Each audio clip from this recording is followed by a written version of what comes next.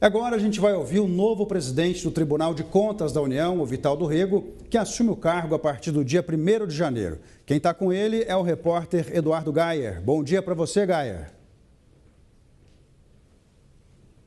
Bom dia, Marcelo. Bom dia a todos que nos assistem no Real Time. Eu estou aqui no TCU e converso agora ao vivo, nessa entrevista exclusiva, com o novo presidente da Corte, ministro Vital do Rego. Ministro, eu agradeço muito o senhor pela disponibilidade de conversar conosco. Bom dia. Bom dia, Gaia. Uma alegria estar com vocês, uma alegria estar com a emissora. Dizer que nós do Brasil estamos de parabéns por recebê-los aqui, né, com a credibilidade que o New York Times tem, com a garantia da força da matéria, da força da informação. Isso é muito importante para todos nós. O TCU, que tem uma vinculação direta com alguns dos setores que vocês se propõem a cobrir, como economia, né, e desenvolvimento, infraestrutura do Brasil, nós estamos aqui sempre à disposição. Perfeito, ministro. Eu já quero começar perguntando para o senhor sobre prioridades da sua gestão, porque uma das prioridades já anunciadas pelo senhor é essa ofensiva contra as obras inacabadas. Como que isso vai funcionar? Como é que o TCU vai combater as obras inacabadas que atrasam tanto o desenvolvimento do Brasil? Desde 2016, eu sou relator desta matéria no Brasil. E, a partir desse tempo, todos os anos, nós monitoramos essas obras. Criamos a determinação do governo ter um painel para alimentar essas obras que estão em funcionamento ou estão semi-paralisadas ou totalmente paralisadas. É um dos grandes problemas do Brasil. Nós temos hoje 22 mil obras contratadas, né? Destas obras, 52% dessas obras estão paralisadas, né? Principalmente na área de saúde e educação. 3 tipos de obras, por exemplo, obras pequenas, né? Creches, escolas, UBS, unidades básicas de saúde, que são obras que atendem diretamente à sociedade. O foco do nosso trabalho é deixar o TCU cada vez mais próximo da sociedade. O TCU entender em cada trabalho dele o que é que ele beneficiará o cidadão brasileiro. Então, um desses temas são obras inacabadas. Nós vamos continuar monitorando. Já há, por parte do governo, um programa de recuperação de obras no Ministério da Educação. Com isso, nós vamos ter mais de 3 mil creches e escolas sendo retomadas, abrindo 780 mil vagas escolares. Isso já é o resultado de um trabalho do TCU, né? E agora com um trabalho objetivo do MEC em cima dessas obras. Assim vamos fazer na saúde, assim faremos nas obras de infraestrutura. Enfim, é um combate ano a ano, não vamos resolver da noite para o dia, mas é um compromisso nosso de diminuir esse estoque de obras inacabadas. O Brasil está num momento de ajuste fiscal em que cada centavo conta para resolver esse desarranjo nas contas públicas. Como que o TCU pode ajudar nesse esforço fiscal, ajudar o governo também a ajustar as contas públicas e garantir uma trajetória mais sustentável da dívida pública?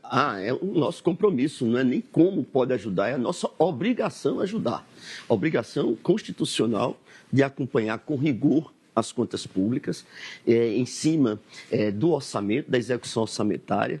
Nós analisamos a cada bimestre os gastos, né, o fiscal, né, e o financeiro.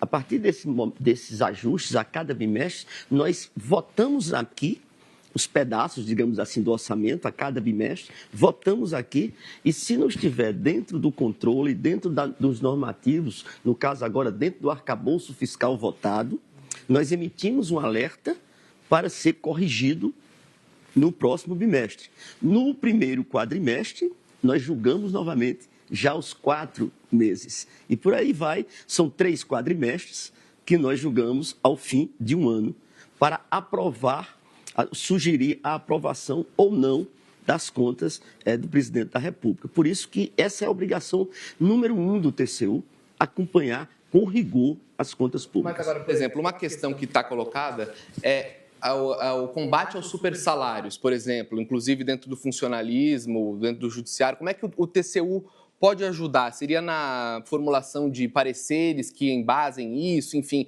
o TCU está disposto realmente a embarcar nesse ajuste fiscal? Olha, o TCU tem que buscar estar presente em qualquer tipo de desafio para que as contas públicas sejam regulares, né? Nós estamos discutindo o endividamento versus PIB, o crescimento do endividamento versus PIB.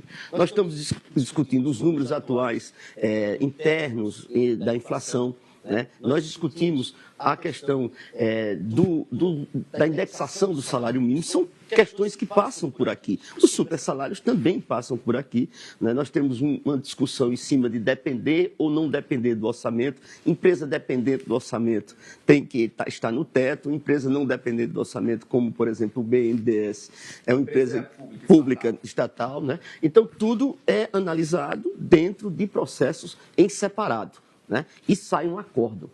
Esse acordo é a palavra final e colegiada do TCU. E assim, uma análise geral do pacote. Como é que o senhor viu a proposta apresentada pelo governo? É uma proposta bem fundamentada? O senhor já tem algum parecer sobre isso? Eu já li, né? Já li e vou fazê-lo aí como telespectador e como cidadão, não como ministro, porque a farei no julgamento, no momento da discussão. Eu acho que o pacote foi muito bem intencionado, certo? O momento de apresentação daquela questão da isenção do IR é que eu não vi casar bem. Ela podia ter vindo em outro momento, já que era um compromisso do presidente da República com a nação em tempo de campanha. Aquela questão da isenção dos R$5.000 até que ganha R$5.000. O pacote foi bem intencionado. É um pacote de ajuste de modelo. Então, não tem tanta gasto. Porque é um pacote de ajuste. Por exemplo, ajuste do Bolsa Família. Lá, as informações que eu tenho é que o Bolsa Família se aperfeiçoará muito com o pacote, né? Pacote na questão das Forças Armadas também. Mas eu acho que o Congresso vai mexer para aumentar o corte de gastos. O senhor o senhor tem, inclusive, foi senador, deputado federal. O senhor entende que o Congresso vai tornar esse ajuste mais rígido? Mais rígido. Não afrouxá-lo? Não, o governo deu o primeiro passo. Eu acho que o governo deu o primeiro passo, consertando modelos que já estão em funcionamento, mas o Congresso dará o segundo passo, penso eu, no tamanho desses gastos, desses cortes. O senhor comentou que o ajuste do imposto de renda, né, a proposta de aumentar a faixa de isenção não foi bem comunicada, até que teve aquela reação do mercado, que levou o dólar para cima e tudo mais. Mas o senhor, com essa experiência política também, traz para o TCU um melhor relacionamento com os outros poderes. O ministro Bruno Dantas já teve um desempenho muito bom nesse sentido, né, de melhorar a comunicação com os demais poderes. Eu queria entender essa experiência do senhor como político que já foi eleito, que tem uma trajetória, a família do senhor tem uma trajetória muito grande, o irmão do senhor é vice-presidente do Senado. Essa trajetória como político mais ajuda ou mais atrapalha à frente de um órgão técnico como o TCU? Ajuda e muito. Eu vindo do Legislativo, do Congresso Nacional, eu conheço a casa. O presidente Bruno Dantas já fez esse papel e muito bem. Como toda a administração do presidente Dantas, foi uma administração super evoluída, uma administração que agradou efetivamente muito ao país. Eu espero dar continuidade aos grandes projetos que nós temos aqui. O TCU, eu falo sempre que o TCU nós somos uma locomotiva, né, que não para. O nosso caminho, o nosso destino é a eficiência e a sociedade, né?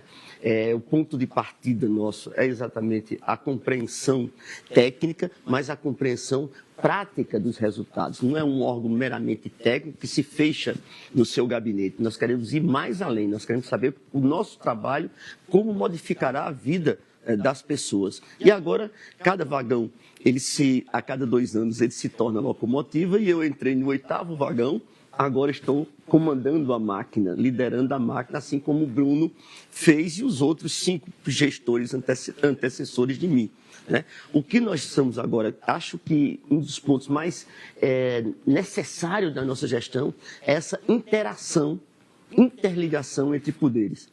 Nós manteremos sempre a nossa autonomia, que bem disse Rui Barbosa, que é o nosso patrono, né? A independência é a alma da entidade, é a alma da corporação, da instituição. Então, essa independência, essa autonomia, nós vamos estar sempre preservando, mas queremos participar com pautas estratégicas do Congresso Nacional, do Poder Judiciário e do Poder Executivo. Porque aqui é que é a fonte da informação.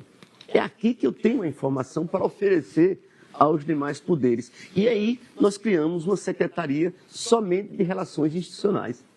É o único modelo nosso, é o mesmo da gestão, mas com uma secretaria a mais dentro do gabinete da presidência, que é a Secretaria de Relações Institucionais, para que a gente esteja permanentemente em contato com os demais poderes, para saber, na nossa órbita, dentro da nossa função, o que nós poderemos ajudar. Ministro, uma outra temática que eu queria ouvir a análise do senhor é sobre as emendas parlamentares. Há toda uma discussão se o Congresso avançou demais sobre o orçamento, qual seria a forma mais adequada de fazer esse rastreio de transparência e própria aplicação dos recursos.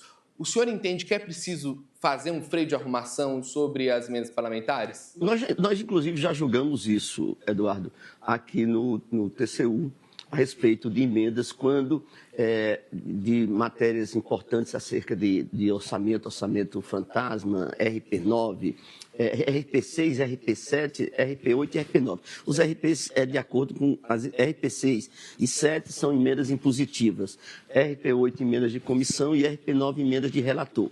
Então, nós já nos pronunciamos sobre isso. Os dois princípios, eu não entro na discussão orçamentária, de poder orçamentário. Eu acho que o Congresso avança ou não de acordo com a política. E isso, a política não é da minha esfera, não é da minha alçada.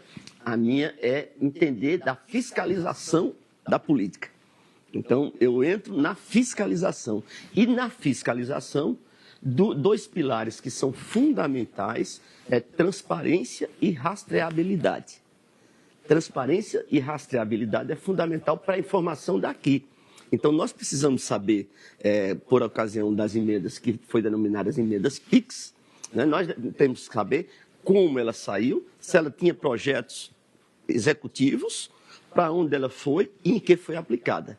E se a aplicação, para que nós possamos fazer a fiscalização. O senhor pensa que essa decisão do ministro Flávio Dino, referendada pelo Supremo, de estabelecer critérios para as emendas PIX, essa decisão vai na direção que o senhor apontou, que o TCU já julgou? Nos acordos do TCU, a decisão, o entendimento e a interpretação do Congresso a respeito da decisão do Dino, efetivamente, eu não entro nessa discussão, porque cabe exclusivamente ao Congresso, e o Congresso tem todo o direito de fazê-lo. A interpretação, porque é uma casa política, né? É uma casa em que os deputados e senadores têm uma resposta municipal e estadual a dar, né? Então, eles são pressionados nas suas bases eleitorais para isso, né? Então, eles têm todo o direito de interpretar a decisão do Supremo da forma independente como eles têm. Um assunto que não temos como fugir, até por conta do nosso público, em relação à desoneração da folha de pagamento. O senhor, quando foi relator das contas presidenciais de 2023, deu um voto muito duro em torno da desoneração da folha de pagamento, das renúncias fiscais como um todo, né? O Congresso acabou estendendo esse benefício fiscal. Como é que o senhor vê o futuro da desoneração da folha de pagamento? Vai ter que esperar esse período de transição? É preciso fazer um freio de arrumação agora? Como é que está essa discussão hoje? A minha posição é pública, está no relatório que foi votado aqui em 2023, das contas do primeiro ano das contas do presidente da República. Eu fiz um amplo estudo a respeito do que a desoneração, né, e do que, vamos falar de conjunto de renúncias fiscais, de benefícios fiscais, tem resultado econômico e social. É questionável isso, sob o ponto de vista de chegada, do custo econômico e social dessa desoneração. Então, eu tive, e está lá no relatório, quem quiser poder realimentar-se disso, a posição nossa foi uma posição por unanimidade tomada pelo TCU. Acho que toda renúncia, tá certo? Ela será bem-vinda se ela tiver tempo específico, né? E for para aquele específico setor. O que acontece no Brasil é que o governo lança um pacote de renúncia fiscal, tá certo? Com um tempo de 10 anos, por exemplo, de 20 anos, esse tempo, na hora que termina, ele é renovável, ad eterno, né? E os resultados não são os resultados que se propunha na hora que a renúncia foi, que o benefício foi enviado, nem na área econômica, nem na área social. Mas o TCU, sob a presidência do senhor, vai atuar de alguma forma para acelerar o fim da desoneração da folha de pagamento? Não, nós vamos atuar como instrumentos de informação. Se o governo quiser saber se aquela desoneração naquele setor da economia trouxe resultados, nós temos o diagnóstico disso e vamos levar. O senhor também, nesse voto, fez um posicionamento muito firme em torno da Previdência dos militares, que agora vai entrar até num processo de revisão dentro do ajuste fiscal, foi o que decidiu o governo, com base, inclusive, em alguns números enviados pelo TCU. O senhor entende que o estabelecimento daquele piso para aposentadoria militar proposto pelo governo é o caminho correto? É o início de um caminho de uma reforma, de uma revisão, não vou dizer de uma reforma, de uma revisão. A reforma nós já tivemos. É o início do caminho, mas eu estou querendo ir mais longe e puxar para o passado um conceito que eu não entendo como o Brasil manteve o conceito da Previdência dos militares sem jogar, tá certo? Essa conta, tá certo? Essa conta numa conta específica, num gasto específico. Porque ou é previdência ou é assistência. Então, se a gente quiser tratar, e aí tem todo o direito do governo tratar as Forças Armadas de forma diferente, certo? Isso é uma posição do governo e será referendado ou não pelo Congresso Nacional, aí é um pouco conceitual, ele tem que colocar no setor específico da Previdência. Né? A Previdência dos militares, por conta do desequilíbrio atuarial, ela cresce, a dívida da Previdência dos militares, ela cresce numa proporção, digamos, geométrica, dentro do contexto do bolo da Previdência. Mas esses conceitos, por exemplo, a assistência, a Previdência social que nós oferecemos aos aposentados rurais. Lá na Constituição, lá atrás, entrou no custo da Previdência, no custo do déficit da Previdência. Mas, na verdade, ela é assistência social. Porque no modelo contributivo brasileiro, aquele aposentado não contribuiu em nada para a Previdência. Ele recebeu a aposentadoria. Então, ele recebeu um prêmio justo do governo. Então, aquela conta, Eduardo, ela não tem que estar na Previdência, não. Tem que estar no setor de assistência social. Então, se você fizer determinados arranjos no modelo, o custo da Previdência do Brasil, o rombo da Previdência no Brasil é grande, tá certo? Tem que ser enfrentado com realidade, tem custo social, tem desgaste, tem, nos próximos 5 anos. O que o senhor pensa sobre o pente fino que o ministro da Fazenda, Fernando Haddad, deseja fazer sobre o benefício de prestação continuada, o BPC? Isso vai num caminho correto? O custo social é muito grande? Como é que o senhor vê essa discussão? Olha, eu sou... Aí o que vem... Eu tenho muita sensibilidade social. Isso é uma marca minha aqui. Eu acho que o TCU tem sempre uma função pedagógica antes da função sancionatória. Isso vai ser uma base muito grande. Eu vou ensinar ao gestor a não errar, né? Só punir quando ele errar, mesmo quando ele errar. Eu vou sempre ter rigidez no cumprimento do custo Brasil, do cumprimento do gasto público, né? A gente sempre vai estar ali em cima. Mas, acima de tudo, a gente tem que ver o cidadão como prioridade. Então, o pente fino é muito bem-vindo, porque há injustiças dentro do BPC. E essas injustiças recaem, ao final, contra o cidadão. Tá certo? O BPC, como conceitualmente falando, ele tem que continuar, ele deve continuar.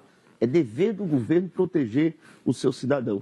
Tá certo? Mas tem incongruências dentro do BPC que o pente fino irá ajudar. Estou entendendo que o senhor defende o pente fino, mas não necessariamente mudança nos critérios. Exatamente. Você me interpretou muito bem. Então, acho que o pente fino é fundamental no BPC, o pente fino é fundamental no Bolsa Família, tá certo? Agora, quem muda os critérios é o governo ou o Congresso.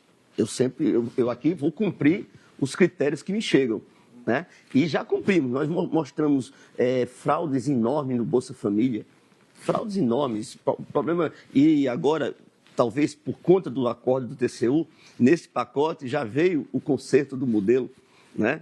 Falei, o conserto do modelo veio muito exatamente dos nossos acordos, né? Mostrando onde está o erro, como fazer para consertar, né? Então, o Bolsa Família estava um desastre. Em termos de fraudes, de vazamentos e tal. O BPC também tem erros, né, que precisam ser corrigidos. Perfeito. Ministro Vital do Rego, novo presidente do Tribunal de Contas da União, muito obrigado pela entrevista exclusiva aqui para nós e bom trabalho à frente do TCU nos próximos 2 anos. Muito obrigado, Gaia. Você, quando me pediu a entrevista, pelo teu passado de relação pessoal e funcional comigo, você é um jornalista que estava acompanhando o TCU sempre a serviço de outra associação, de outra entidade, e agora vem para a televisão. Parabéns pelo trabalho, parabéns ao trabalho de vocês. Olha só, hein, Marcelo? Obrigado, fica com você. Elogiado, hein, Gaia? Que bom. Muito obrigado pela sua participação e também pela participação do ministro Vital do Rego aqui no Real Time. Um abraço para vocês.